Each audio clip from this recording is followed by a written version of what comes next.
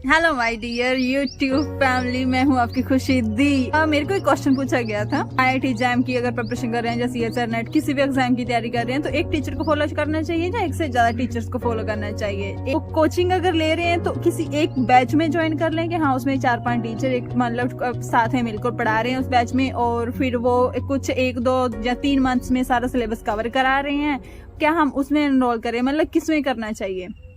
मैं आपको दोनों पॉइंट्स बताती हूँ, ठीक है। सबसे पहले एक एजुकेटर की बात करते हैं। अगर एक एजुकेटर से पढ़ते हैं तो क्या होता है कि वो अपना उसका एक फ्लो होता है। एक एजुकेटर अपनी एक स्ट्रेटेजी बताएगा, मैं पूरा साल ऐसे टीच कराऊंगा, हमारा इतने मंथ्स में ये सिलेबस इतना तक कंप्लीट होगा, उसके बाद हमारे बीच में वीकेंड टेस्ट होंगे, या फिर हमारा at the end weekend test के बाद हमारे फिर एफआईटीज मतलब फुली लेंथ पेपर स्टार्ट होंगे, फिर मॉक टेस्ट पेपर हम लेंगे। वो एक प्रोसेस एक टीचर के द्वारा, एक एजुकेटर के द्वारा मतलब फुल ऑन। अगर आप लोग लगता है ना कि हाँ आप अकेले नहीं स्ट्रेटेजी बना सकते, आपको किसी ना किसी की गाइडेंस ही चाहिए, आपको पूरा साल में कब क्या करना चाहिए मेरे को नहीं पता, मेरे को गाइडेंस चाहिए, मुझे कोई एजुकेटर बस मेरे को गाइड कर दे कि पूरा साल अगर मैं पढ़ रहा हूँ 6 महीने के लिए पढ़ रहा हूँ तो एक मेरे को गाइडेंस मिल जानी चाहिए। ये एक एजुकेटर के पढ़ने से क्या होता है कि ये सब कुछ आपको मिलेगा। हाँ, बेसिकली एक इसमें और इम्पोर्टेंट चीज आती है, उसी टीचर के अकॉर्डिंग ही आपको नोट्स बनाने पड़ेंगे। टीचर अगर कह रहा है कि शॉर्ट नोट बनाओ, मतलब वो कह रहा है कि जो भी मैं पढ़ा रहा हूँ उसमें से शॉर्ट्स निकालो, शॉर्ट नोट बनाओ। लेकिन दूसरा टीचर ऐसा भी होता है जो कहता है, जो श्योरली आपको कहेगा कि नहीं जो मैं करवा रहा हूँ उसको पूरा नोट करो, उसके पूरे प्रॉपर नोट्स बनाओ, उसको डेली का रिवाइज करो, उसको अच्छे से रिवाइज करो जो भी मैं लिखवा रहा हूँ। क्योंकि वो टीचर क्या है बेसिकली कि वो थ्रू आउट जो लिखवा रहा है ना, जो पढ़ा रहा है, मतलब वो ब्रीफली मतलब प्रॉपरली थ्योरी वाइज अच्छे से कंसेप्ट कैसे लिंक कर रहा है वो सब कुछ पढ़ा रहा है मतलब। तो उस वजह से वो कहता होता है कि नहीं मेरे प्रॉपर पूरे नोट्स बनाओ। तो ये टीचर टू टीचर वेरी करता है कि आपको शॉर्ट नोट्स बनाने हैं या फिर पूरे नोट्स बनाने हैं, ठीक है। जे आप किस टीचर से पढ़ रहे हो बेसिकली उस पर डिपेंड करता है।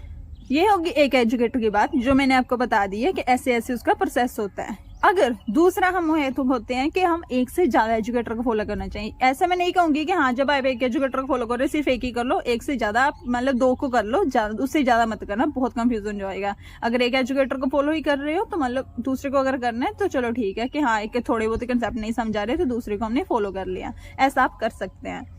अब दूसरी बात होती है कि बैच मतलब क्या होता है कि उसमें 4-5 एजुकेटर जो भी फैकल्टीज होती हैं किसी ऐप पर या फिर जो भी लाइक इंस्टीट्यूट होता है प्रोवाइड कर रहा है कोचिंग, उसमें 4-5 फैकल्टीज होंगी जो कि क्या करेंगी अपने अपने जिसमें मास्टरी होती है उन टॉपिक्स को, जिस टॉपिक को उनको अच्छा लगता है पढ़ाना वो टॉपिक्स उठा लेंगे, ठीक है। कोई 5 टीचर हैं वो अपने अपने टॉपिक्स डिवाइड कर लेंगे और वो आपका एक पूरे बैच में 3 मंथ में, 4 मंथ में, 2 मंथ में उसी के अकॉर्डिंग आपका पूरा सिलेबस कवर कर देंगे। मतलब इसमें क्या होता है कि अगर आप चाहते हो कि मेरा 3 मंथ में, 4 मंथ में पूरा सिलेबस खत्म हो जाए तो आप उस एजुकेटर को जाकर फॉलो कर सकते हो। बेसिकली इसमें क्या हो रहा है कि इसमें आपको अपने स्ट्रेटेजी के अकॉर्डिंग काम करना है। आप चाहते हो कि मैं अपनी स्ट्रेटेजी के अकॉर्डिंग, मैं अपने माइंड के अकॉर्डिंग, मैं अपने फ्लो के अकॉर्डिंग मेरा पूरा साल में क्या रहने वाला है शेड्यूल, मैं कैसे पढ़ना चाहता हूँ वो मैटर करता है। तो अगर आपको लगता है कि नहीं मैं अपनी स्ट्रेटेजी के अकॉर्डिंग पढ़ सकता हूँ, मैं सेल्फ स्टडी करना पसंद करता हूँ,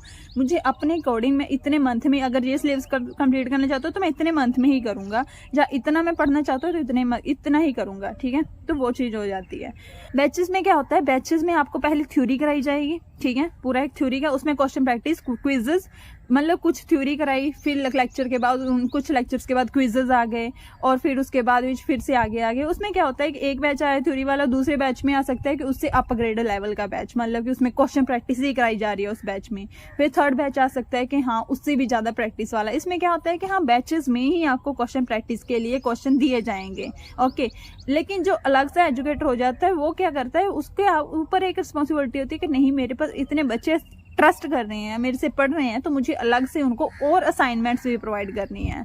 उसमें अलग एक एजुकेटर में ये हो जाता है, ठीक है।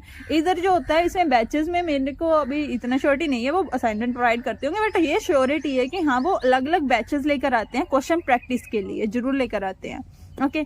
This is all about the batches and one educator. आपको जो फील लगे, जो अच्छा सही लगे उसको फॉलो कर लेना।